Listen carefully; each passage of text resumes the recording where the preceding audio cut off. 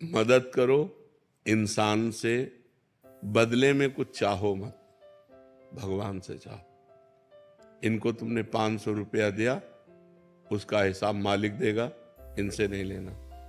इनसे इच्छा मत करो कि लौट कर आपको थैंक यू बोले, नहीं, ऐसा नहीं। विपरीत हो जाते हैं। हाँ, हो जाने दो ना, हमें उससे कोई लेना देना नहीं। हमने परोपकार किया, इसका फल भगवान मुझे देंगे, इंसान क्या देगा? उसको तो आपने स्वयं दिया है, वो उससे लौट कर आप क्या चाहते हो?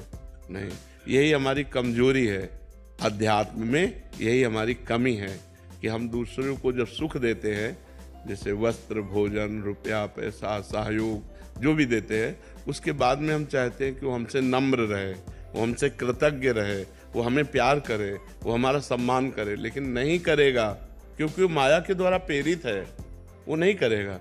ज़्यादा आप उपकार करोगे तो आपको बुद्धिहीन समझेगा, लेकिन आपको अपनी स्थिति में रहना है कि इस व्यक्ति के आचरण से या इस व्यक्ति के व्यवहार से मुझे दुखी नहीं होना, क्योंकि मैंने जो उपकार किया, परमात्मा उसका मुझे हिसाब देगा। मुझे ये क्या देगा हिसाब?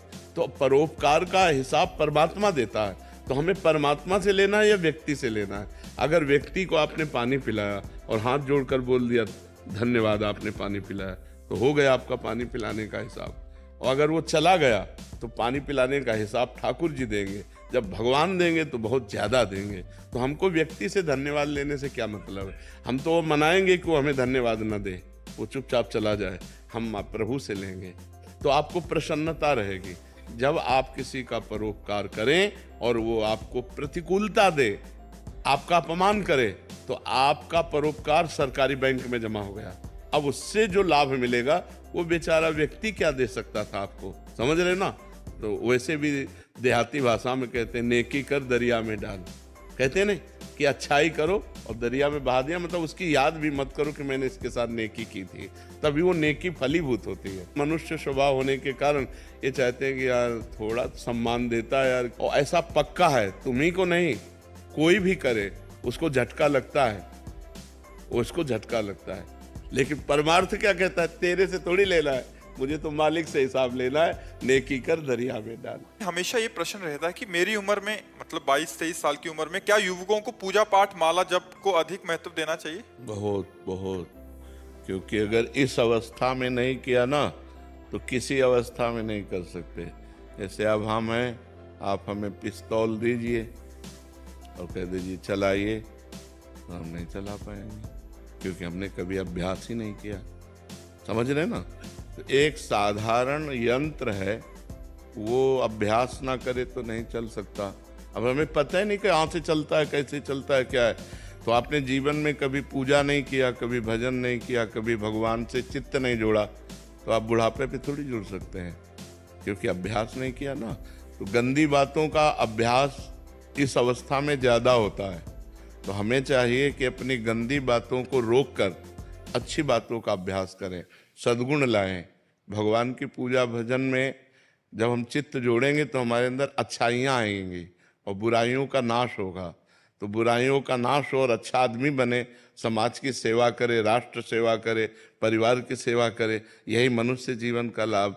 देखो, आप जैसे नए बच्चे जब गंदी बातों में फंस जाते हैं तो ड्रग्स लेने लगते हैं, नशा करने लगते हैं। तो जवानी में यदि सद्गुण ना हो तो दुर्गुणों की बाढ़ आ जाती है और लोग गंदे आचरणों में उतर जाते हैं। जवान बच्चे माताओं बहनों की जंजीरें छीन लेते हैं, मोटरसाइकिल से निकले और ऐसे पकड़ा, अब वो गिरे चाहे मरे चाहे कुछ भी हो, चोरी करने लगते हैं, बुरे आचरणों में उतर जाते हैं। और अगर आप सच्चे अच्छे बच्चे बनेंगे तो आप जैसे बच्चे समाज का उद्धार कर देंगे। मान लो एक कोई भी पद मिल जाए, नेता बन जाओ, चाहे आप कोई पदाधिकारी बन जाओ, या आप साधारण पुरुष भी रहो, तो भी आप समाज का उपकार करेंगे। तो सद्गुण बिना भगवान के चिंतन से तो आएंगे नहीं। देखो, आप जब पूजा करोगे, भजन करोगे और आपको कोई करते तो आपके अंदर उद्दंडता रहेगी, फिर पार्टी ज्वाइन होगा, शराब, मांस, व्यभिचार, ये गंदी बातें रहेंगी। तो हमें लगता है बाल्यावस्था से अच्छे गुणों की तरफ चलना चाहिए, बुराइयों का त्याग करना चाहिए। पूजा भजन का मतलब बाबा जी बन जाना नहीं है। पूजा भजन का मतलब है अच्छे सद्गुण धारण करना, अच्छे सद्गुण धारण। आप ऐसे ही रहो, लेकिन साधुओं के वचन सुनो, सत्संग सुनो, अंदर ही अंदर नाम जप करो, आके चरण छुओ, उनकी सेवा करो, परोपकार करो, एक अच्छे आदमी बन गए आप। बन गए कि नहीं? हाँ, हम ये कहते हैं, मान लो जैसे समाज में तुम्हें चंदन तिलक लगाने में, कंठी बांधने में लगे कि लोग कहेंगे दिखावा करता है, मत करो। अच्छे अंदर सद्गुण धारण करो। अंदर वाली बात आपकी मजबूत होनी चाहिए। अंदर आप राधा राधा जप रहे हैं, कौन जानता है नहीं? तो अंदर नाम जप करो और अंदर सद्गुणों को बढ़ाओ, बुराइयों का त्याग करो, अच्छे आदमी बनो। यही मनुष्य जीवन का लक्ष्य है जी। स्वामी राम राज्यम जी बरसाना से। जी राधे राधे महाराज जी। महाराज जी, श्रीमद् भागवत जी के गोपी गीत इस बात का संकेत है कि गोपियों को भगवान श्री कृष्ण के ईश्वर तत्व का भान था। और श्लोक संख्या इसमें एक लिखा है कि वो कह रहे हैं कि तुम समस्त शरीरधारियों के हृदय में अंतर्यामी रूप से रहने वाले साक्षी हो।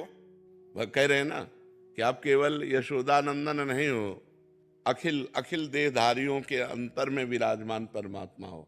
न खलु गोपिका नंदनो भवा अखिल देहिना मंत्रात्मद्रिक विखन सार्थितो विश्व गुप्तये सख उदयवान सात्वताम कुले। आप सात्वत कुल में जो उत्पन्न हुए हो, विश्व में तत्व रूप से गुप्त हो, यशोदानंदन ही केवल नहीं हो, अखिल देहधारियों के अंतरात्मा हो जी। तुम ब्रह्मा जी की प्रार्थना से विश्व की रक्षा करने हेतु यदुवंश में पैदा हुए हो। महाराज जी, फिर गोपियों को भगवान श्री कृष्ण से विरह का अनुभव क्यों हुआ? प्रेम। तत्व ज्ञान अलग चीज है। तत्वबोध होते हुए भी प्रेमी तत्व रूप में नहीं प्राप्त करना चाहता। प्रेमी प्रगट रूप में भगवान को प्राप्त करना चाहता है। वो कह रहे मैं जानती हूं, मुझे ये बोध है कि आप सर्वत्र व्याप्त हैं, लेकिन सर्वत्र व्याप्त से मुझे संतोष नहीं है।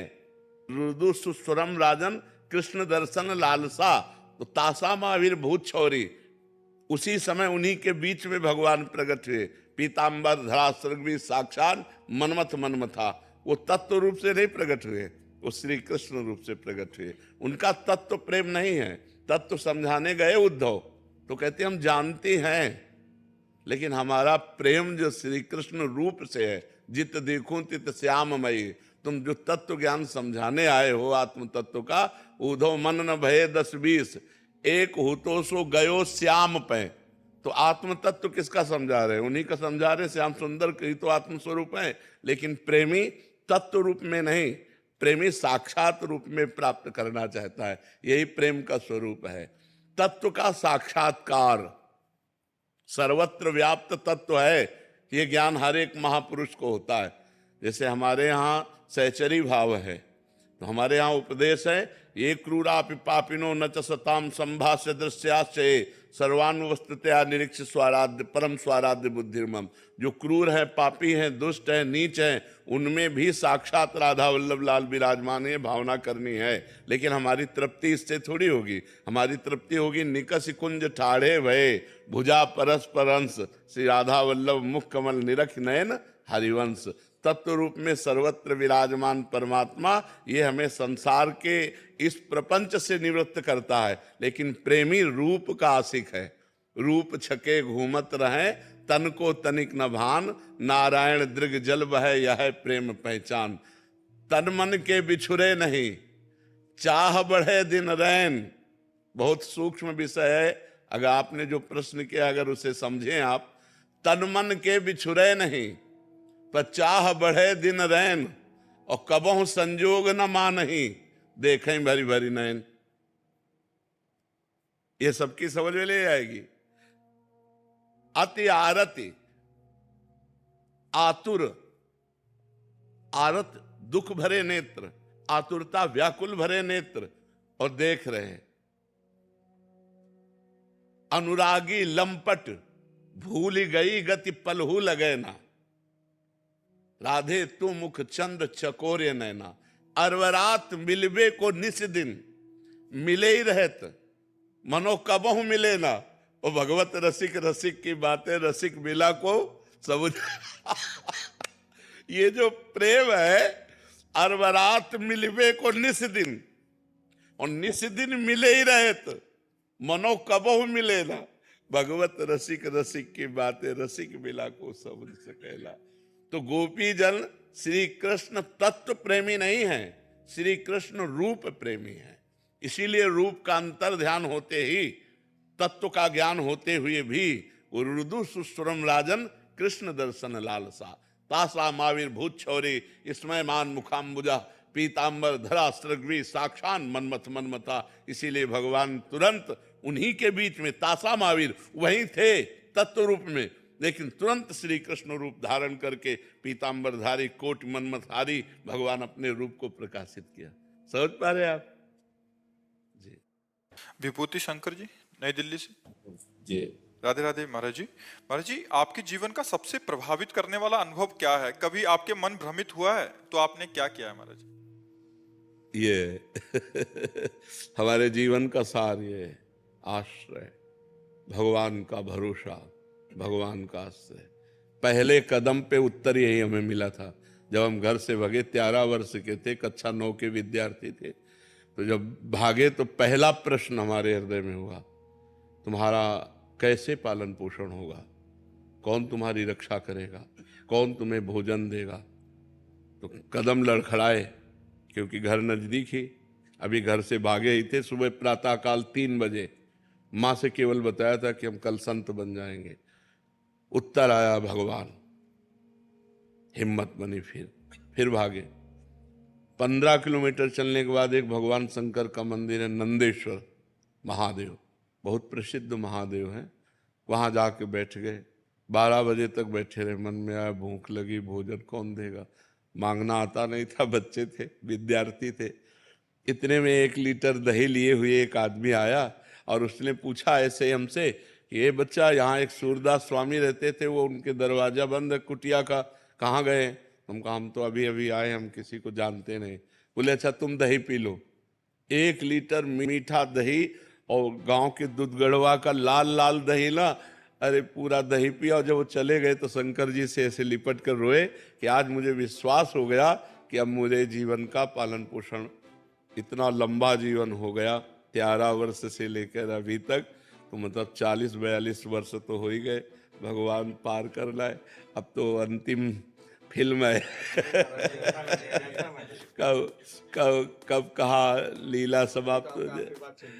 दोनों किडनी खराब है, रोज अतरे दिन डायलिसिस होता है, अब कब लीला समाप्त हो जाए।